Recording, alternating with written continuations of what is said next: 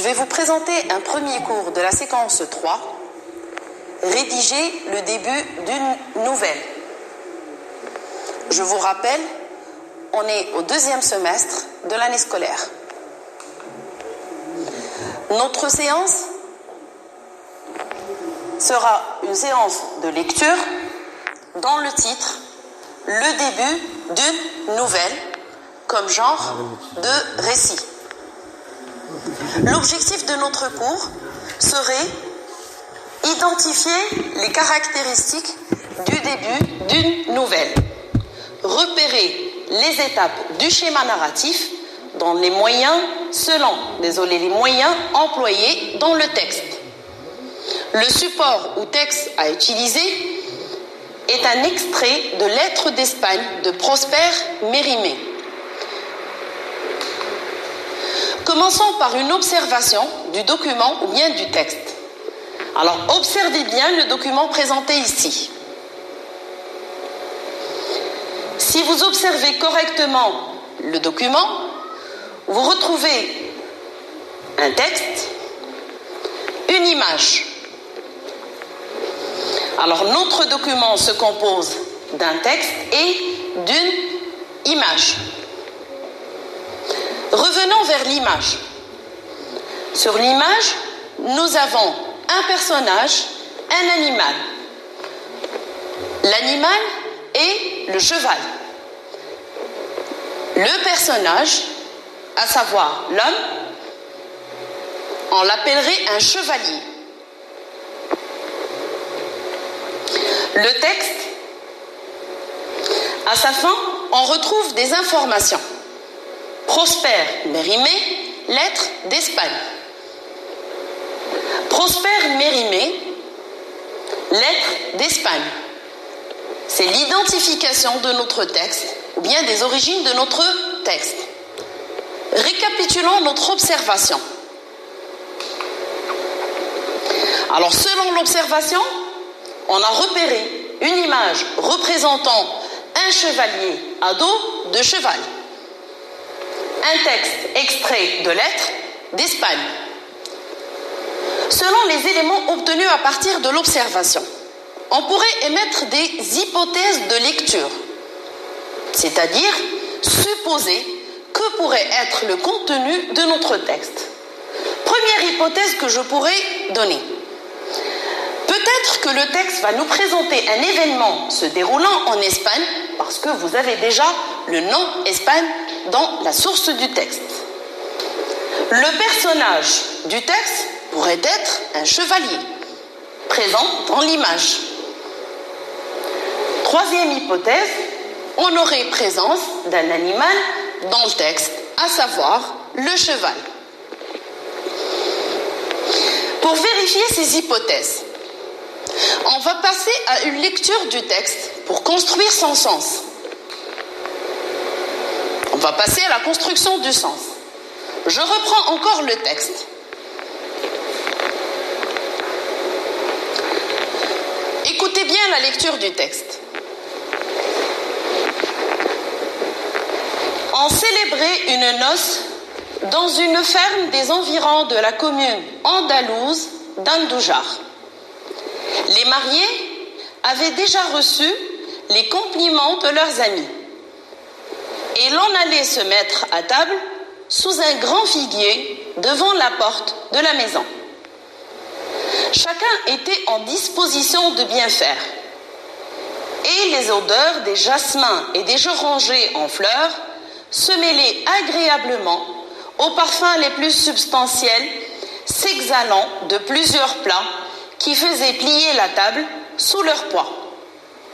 Tout d'un coup, parut un homme à cheval, sortant d'un bouquet de bois à portée de pistolet de la maison. L'inconnu sauta lestement à terre, salua les convives et conduisit son cheval à l'écurie. On n'attendait personne, mais en Espagne, tout passant est bienvenu à partager un repas de fête. D'ailleurs, l'étranger à son habillement paraissait être un homme d'importance. Le marié se détacha aussitôt pour l'inviter à dîner. Prosper Mérimée, lettre d'Espagne. Après une lecture du texte, on pourrait relever certaines informations obtenues à partir de cette lecture. Le texte est de type narratif, parce qu'on est en train de raconter des événements. Le texte narratif, je rappelle, est un texte dans lequel l'auteur raconte selon un schéma narratif.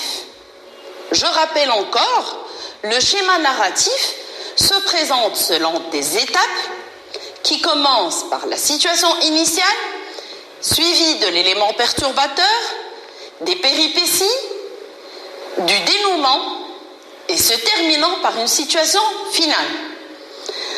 Où peut être situé notre texte par rapport à ce schéma narratif? Si on voit le texte, je pourrais le diviser en deux parties. Sur la première partie, on nous présente une situation dans laquelle on informe sur le lieu, c'est la ferme des environs de la commune andalouse d'Andújar. Première vérification de l'hypothèse, on est vraiment en Espagne. Deuxièmement, l'événement ici présenté est un événement heureux du moment qu'on est en train de célébrer une noce. Une noce, c'est-à-dire un mariage. Ensuite, nous avons arrivé d'un nouveau personnage. C'est l'arrivée de ce nouveau personnage est annoncée par l'expression tout d'un coup. C'est-à-dire, sur la première partie, on était sur une situation qui était stable et qui dure dans le temps. Dans la deuxième partie, commençant par tout d'un coup, nous avons un événement qui arrive soudainement, ou bien de manière chevalier est un inconnu. Dans le texte, on utilise le terme inconnu pour désigner ce personnage. L'inconnu sauta lestement, c'est-à-dire avec souplesse. Alors, pour récapituler un peu, on est au début du schéma narratif, c'est-à-dire situation initiale, présentant des personnages dans une situation stable, ensuite une autre partie qui présente un élément qui perturbe cette situation stable. Et c'est l'élément déclencheur, ou bien qu'on pourrait appeler aussi élément perturbateur. Aussi, pour situer ces événements, on peut les situer dans un autre temps, dans le temps, à part dans le lieu. Dans le temps, comment? Vous avez dans le texte quelques éléments d'information. Vous avez un grand figuier. Le grand figuier, c'est un arbre qui donne des figues. Les figues, ce sont des fruits qu'on retrouve pendant l'été. Ensuite, vous avez l'odeur, les odeurs des jasmins, et des orangers en fleurs. J'explique encore, les jasmins, ce sont des plantes qui donnent des fleurs blanches à odeur très forte et très bonne aussi. Vous avez aussi les orangers. Les orangers, ce sont des arbres qui donnent des oranges. Ces orangers en fleurs, ils produisent les fleurs pendant le printemps. C'est-à-dire, notre histoire est située pendant le printemps, dans une ferme andalouse. Ça, sur la situation initiale, vous avez un cadre spatio-temporel, à savoir espace et temps. Je récapitule un peu les explications. Alors, les éléments présents dans le texte, je peux relever un cadre spatio-temporel. Spatio, à savoir le temps. Spatio, à savoir le lieu. Temporel, à savoir le temps. Lieu de texte, ou bien du récit, c'est une ferme dans une commune andalouse. Le temps, c'est le printemps, à travers les explications qu'on avait déjà données. Les jasmins et les orangers en fleurs. Les personnages, on a repéré, du moment que c'est un mariage, il y avait le marié qui a reçu l'inconnu ou bien qui s'est dirigé vers l'inconnu. Vous avez le chevalier qui apparaît lors de l'élément perturbateur. Les événements présentés dans le récit pourraient être récapitulés en deux. Nous avons une célébration de noces, je rappelle encore que c'est un mariage, et vous avez l'arrivée d'un chevalier. C'est-à-dire, à travers les informations qu'on avait relevées, on peut les situer dans un schéma. Alors, on est dans des étapes de récit. C'est la situation initiale qui nous donne des indications de lieu, de temps, de personnages et d'événements, mais je rappelle, ce sont des événements stables et qui durent dans le temps.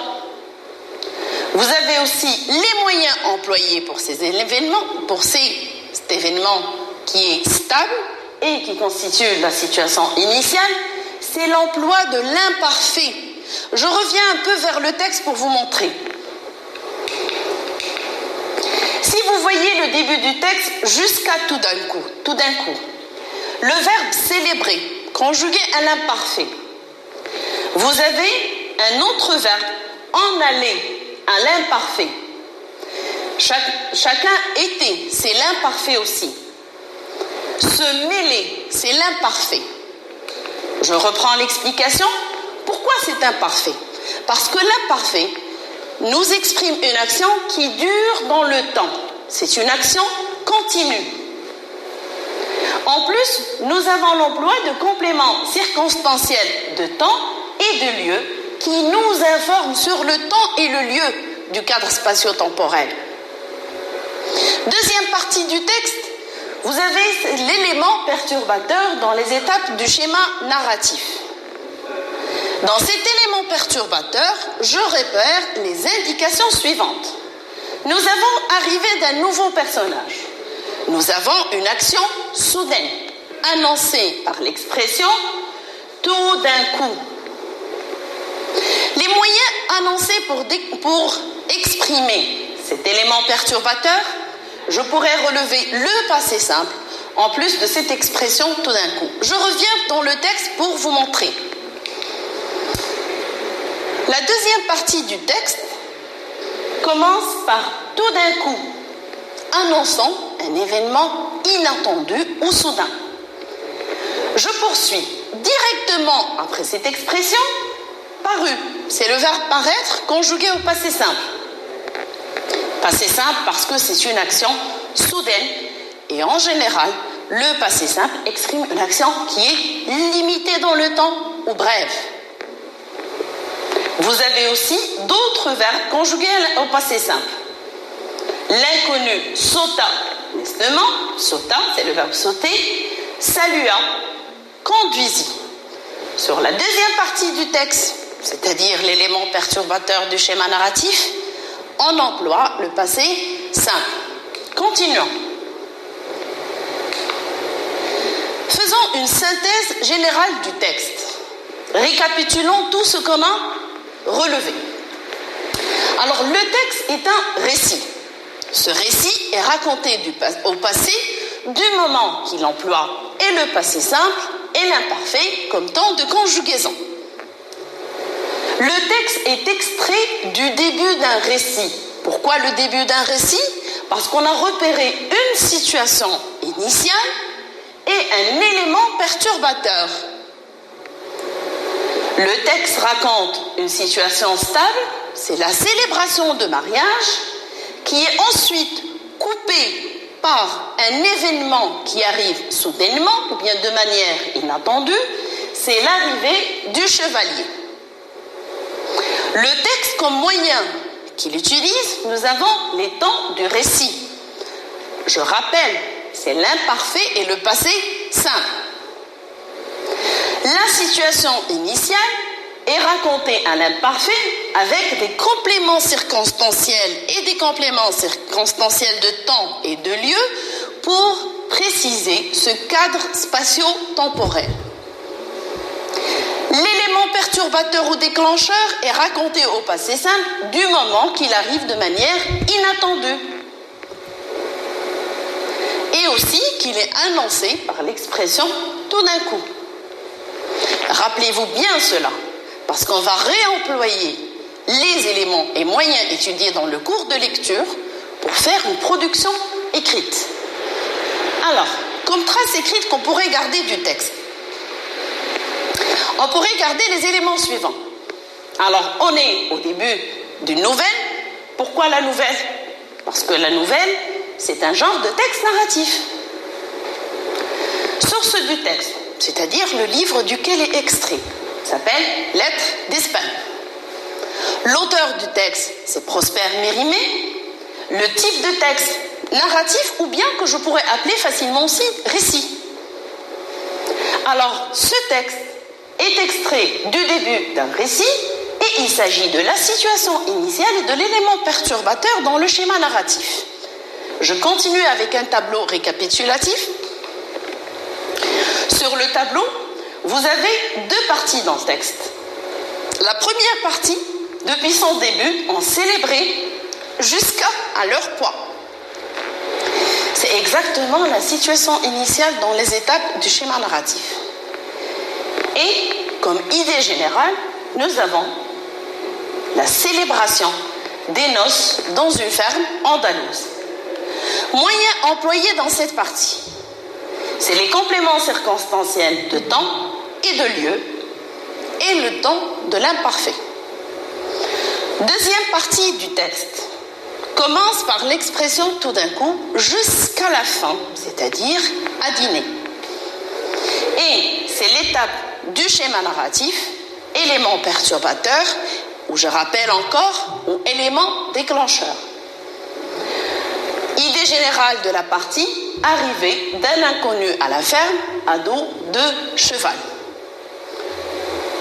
Les moyens employés, l'expression tout d'un coup pour annoncer l'élément perturbateur et le ploie du passé simple. Je vous remercie pour votre suivi et bon courage pour la suite.